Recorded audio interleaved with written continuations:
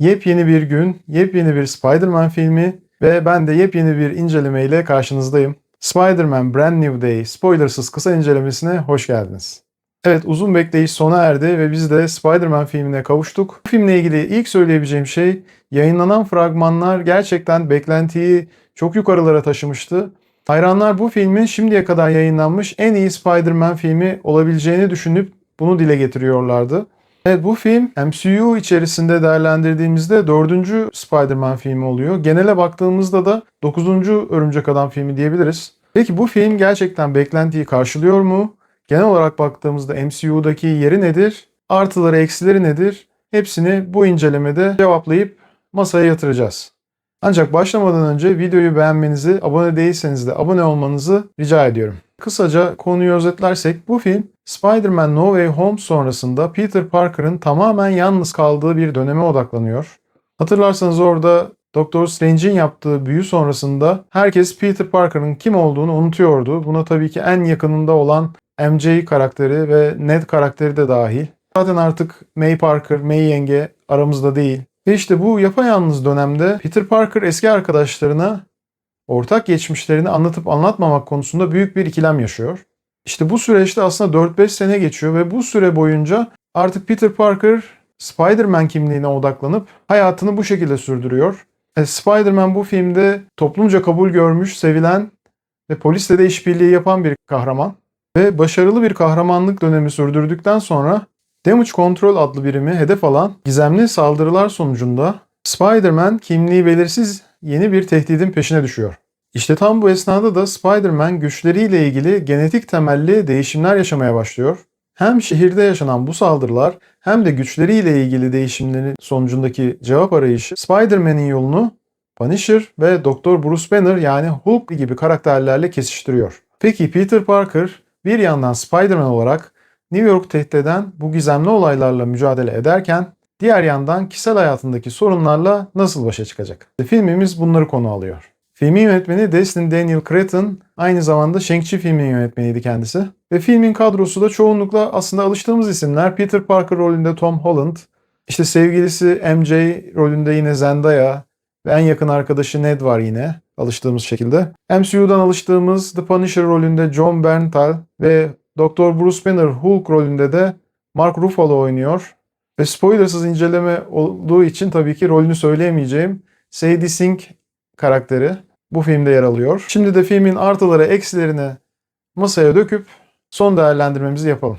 Evet arkadaşlar, öncelikle bu filmde gerçekten olgun bir Peter Parker'la karşı karşıyayız. Yani bu film, ben şimdiye kadar Tom Holland'ın Peter Parker olarak çok kendisine alışamamıştım. Böyle ilk baştan beri daha çok böyle MCU'nun Örümcek Adam olarak belirlediği bir karakter olarak bakıyordum. Nedense önceki aktörlerin ağırlığını sanki taşıyan bir karakter değildi benim için, ama bu filmde gerçekten Peter Parker olarak benim içime sindi. Belki işte yılların verdiği bir olgunluk var karakterde. Belki de yazım şeklinden dolayıdır. İşte bu filmde geldiği daha yetişkin havayla ilgilidir.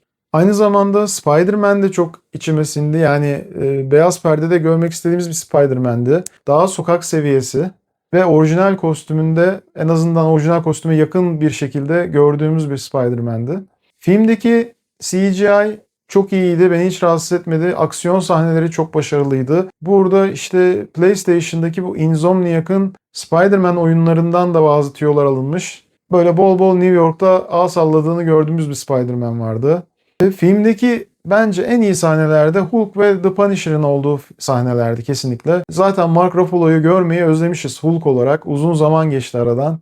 The Punisher'a Jon Bernthal son zamanlarda işte Daredevil dizisinden, kendi filminden vesaire alışığız. İşte bu iki karakteri içeren gerek aksiyon olsun gerekse diğer sahneler bence tatmin ediciydi gerçekten.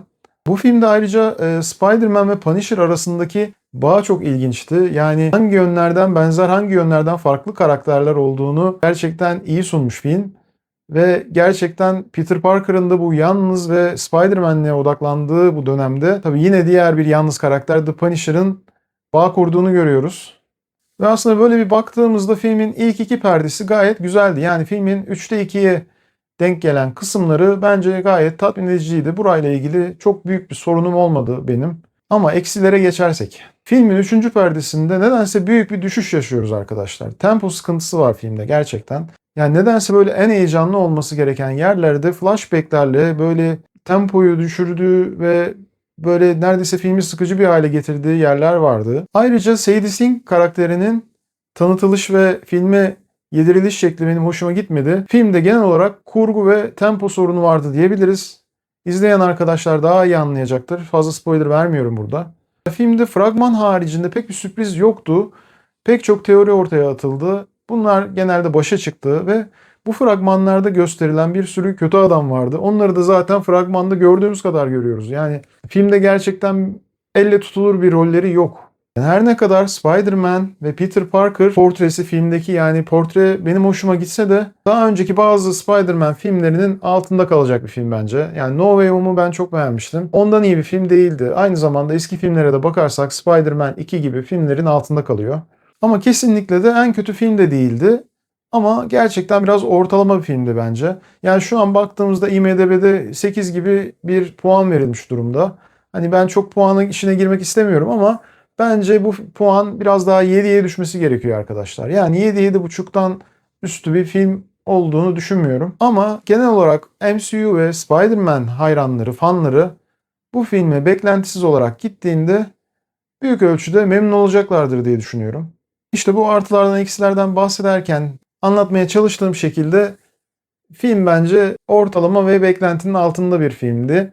Ama bu demek değil ki hani eğlenceli kısımları yoktu, gittiğinizde eğlenmeyeceksiniz diye bir şey yok. Özellikle bu Spider-Man filmlerinin, Tom Holland filmlerini seviyorsanız da bence bir şans verebilirsiniz. Ama dediğim gibi hani bu fragmanlardan, teorilerden büyük bir beklentiyle giderseniz hayal kırıklığına uğrayabilirsiniz. Beklentilerinizi sinemanın dışında bırakarak çok da çizgi roman bağlantılarına da girmeden filmi izlemenizi tavsiye ediyorum. Özellikle arkadaşlar çizgi romanlarda büyük bağlantılar beklemeyin. Elimde tuttuğum mesela Yepyeni Bir Gün, Spider-Man Epik Koleksiyon. Bunu da belki kanalda inceleriz ama yani konunun bununla hiç alakası yoktu zaten. Aynı zamanda işte bu güçlerindeki değişimi konu alabilecek eski bir Örümcek Adam hikayelerinden The Other, Evolve or Die ya da işte öteki Evrimleş ya da Öl hikayesiyle bağlantısı olabileceği değerlendiriliyordu. Fakat bütün çizgi roman bağlantıları çok zayıf kaldı. Daha çok MCU kendi yapmak istediği şeyi yapmış ama çok da büyük riskler de almamış sanki. Yani oradaki bazı detayların çok üzerine gitmemiş ve gerçekten de bu çizgi roman Örümcek Adam için bir format atan bir çizgi roman. Yeni bir başlangıç gerçekten. Adı üstünde Yepyeni Bir Gün. Ancak bu film o kadar da yepyeni bir hissettirmedi kendini. Bunu özellikle vurgulamak istedim. Filmde yalnızca bir adet post kredi sahnesi vardı. Bu da tüyo olarak koyulmuş. Biraz daha fan teorilerini ateşlemek için koyulmuş bir sahne. Çok kısaydı. Hani sinemada beklemeyip daha sonra izleseniz bile olur. Tom Holland'ı tekrar Spider-Man olarak ve de Sadie Sink'in karakteri de dahil olaraktan Avengers filmlerinde tekrar göreceğiz. Spider-Man will return diye not düşmüşler zaten. Ancak Avengers Doomsday'in kadrosunda şu an açıkça yer almıyorlar. O yüzden bir ihtimal kısa veya sürpriz bir görünüş olabilir bu karakterler özelinde. Yani kesinlikle bu karakterleri Avengers Secret Wars'ta en azından birlikte görüp izleyeceğiz. Evet arkadaşlar buraya kadar izlediyseniz çok teşekkür ederim. Beğenmeyi, abone değilseniz abone olmayı unutmayın. Ağustos ayında özellikle daha çok çizgi roman içeriklerinden devam edeceğiz. Ta ki işte o Clayface veya Avengers Doomsday'e kadar belki o zaman tekrardan film incelemelerine devam ederiz. Ve söz verdiğim gibi Ultimate Spider-Man çizgi roman incelemesi de kanala gelecek mutlaka. Çünkü oylarınız sonucunda bu çıktı topluluk sekmesinde. O zaman kendinize iyi bakın arkadaşlar. Siz de yoğun geçen gününüze bir film molası vermeyi unutmayın. Sonraki içerikte görüşmek üzere. Hoşça kalın.